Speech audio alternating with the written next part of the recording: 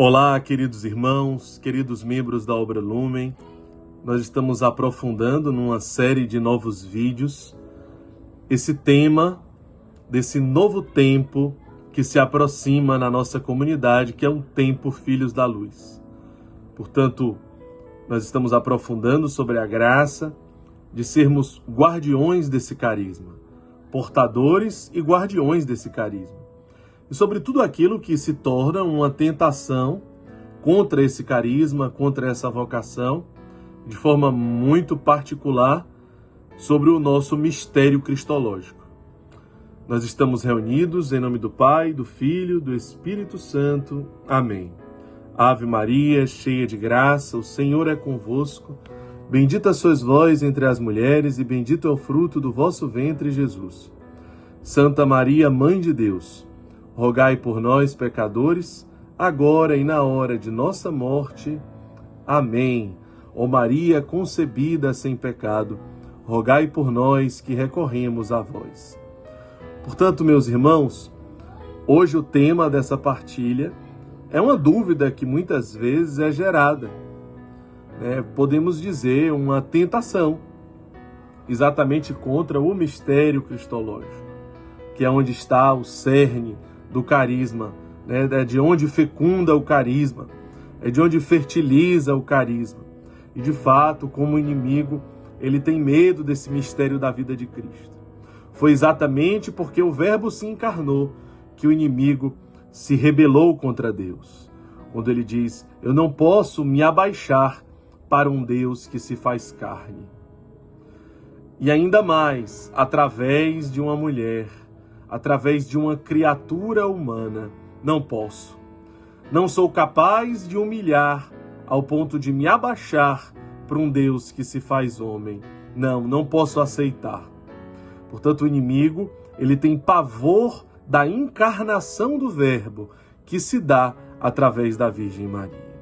Por isso nós precisamos ficar muito atentos, porque de forma muito sutil, pequenas tentações, elas podem nos alcançar, nos enchendo de dúvidas, medos, interrogações, questionamentos, que vêm a esfriar a nossa caminhada sem nós percebermos, que vêm a amornar a nossa caminhada, ao invés de gerar o sentimento de parresia, de ardor, de amor, o desejo de se consagrar, o desejo de consumir a vida através desse carisma e desse mistério da vida de Cristo. Portanto, hoje a pergunta ela é: quem vem primeiro, a vida de oração ou a vocação? Talvez essa pergunta nos lembra, quem vem primeiro, o ovo ou a galinha?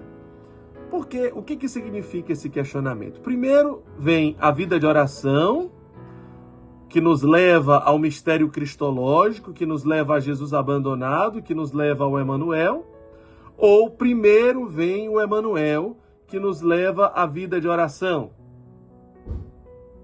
Meus irmãos, a resposta ela é muito simples. Sem sombras de dúvidas, primeiro vem a vida de oração que me leva ao Emanuel. E é claro que o Emanuel, ele me leva a uma outra vida de oração. Mas antes de tudo, a vida de oração. Antes de tudo, a vida sacramental.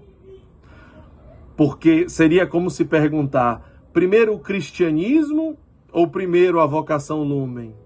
É claro que primeiro você é cristão. É claro que primeiro você é católico. Depois você é Lumen. Então isso é a base, isso é o essencial. Eu digo porque às vezes algumas pessoas elas se questionam.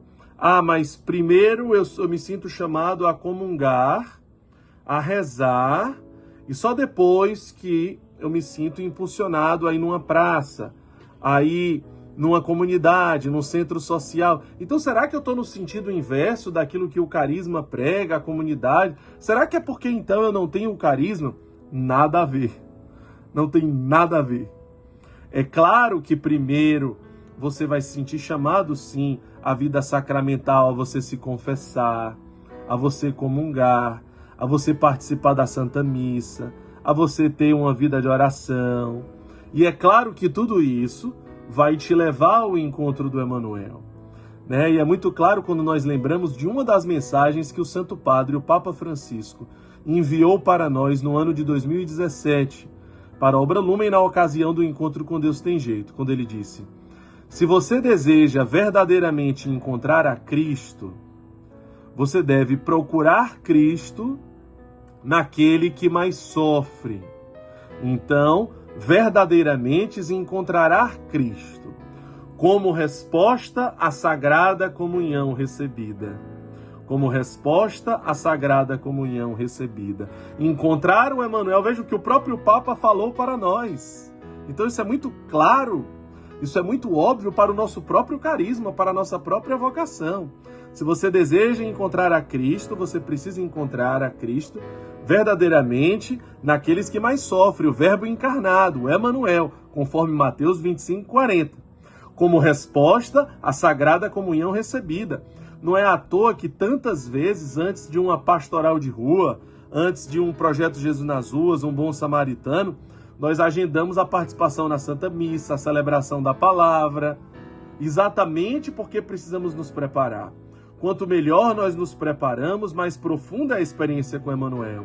Felizes os puros de coração, porque verão a Deus.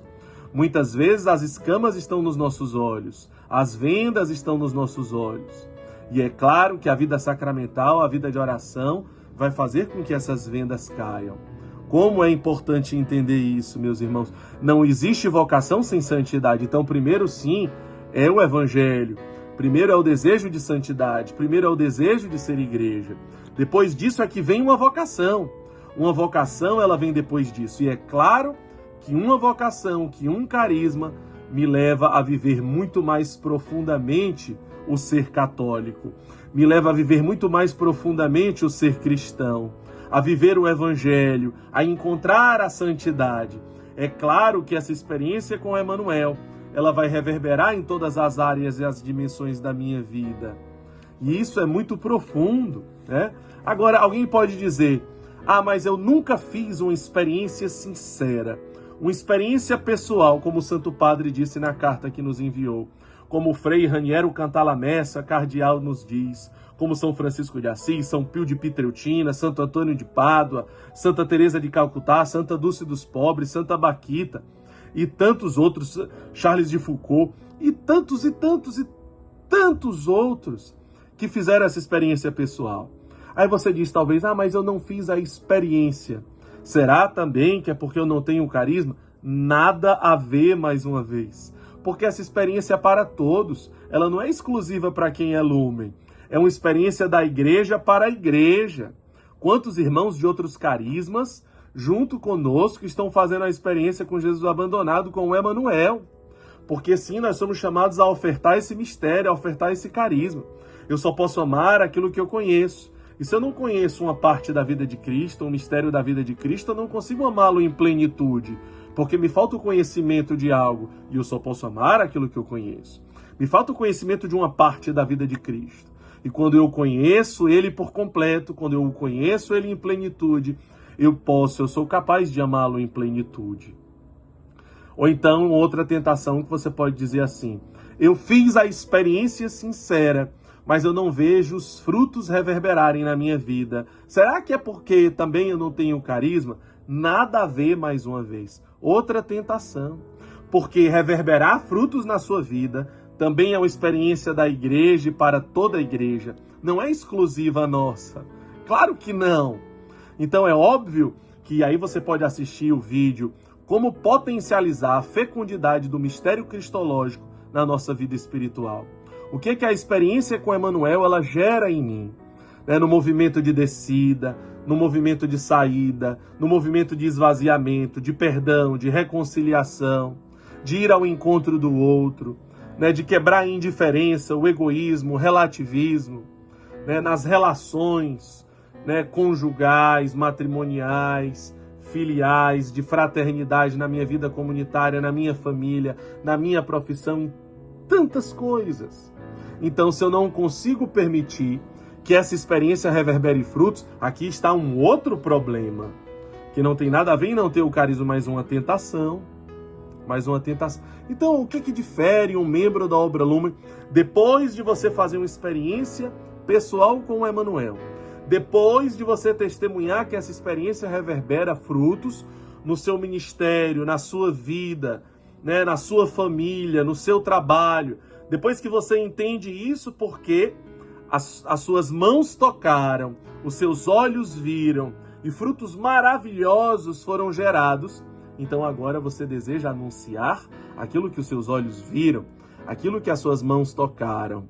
Aqui está o que difere um membro portador desse carisma. Mas se você nem fez a experiência ainda, mas se você ainda nem permitiu que essa experiência reverberasse frutos na sua vida, então, me desculpe, mas é impossível você conseguir testemunhar. Portanto, é impossível você chegar num ponto de dizer, eu não me identifico, né? Então, meus irmãos, aqui está o grande ponto. Porque depois de fazer uma experiência pessoal sincera, porque depois de permitir, né, que o Espírito Santo, através dessa experiência com Emmanuel, vá gerando todos os frutos em nós, vem o grande desejo de uma evangelização que gera o encontro. Aqui está o ponto. Uma evangelização que gera o encontro. É isso que acontece dentro de nós. Nós queremos gerar o encontro, que os jovens tenham experiência com Deus, ao ponto de necessitar, né? E essa experiência, sim, ela vai sendo uma explosão no coração desses jovens. Você deseja gerar o encontro na vida desses jovens. Jovens que têm sede de um Cristo concreto, do Verbo encarnado, que estão cansados do abstrato, que estão cansados daquilo que eles não podem ver, daquilo que eles não podem tocar. Sim, eles precisam conhecer um Cristo encarnado, que é capaz de amar assim profundamente os seus filhos, profundamente a humanidade. E aí vem essa sede, esse desejo desse anúncio para as famílias, para a sociedade, para os pobres, para as crianças, para os jovens nas comunidades, para os irmãos que estão nas ruas, para todos os jovens da humanidade, para toda a humanidade, gerar o encontro, gerar o encontro, gerar o encontro.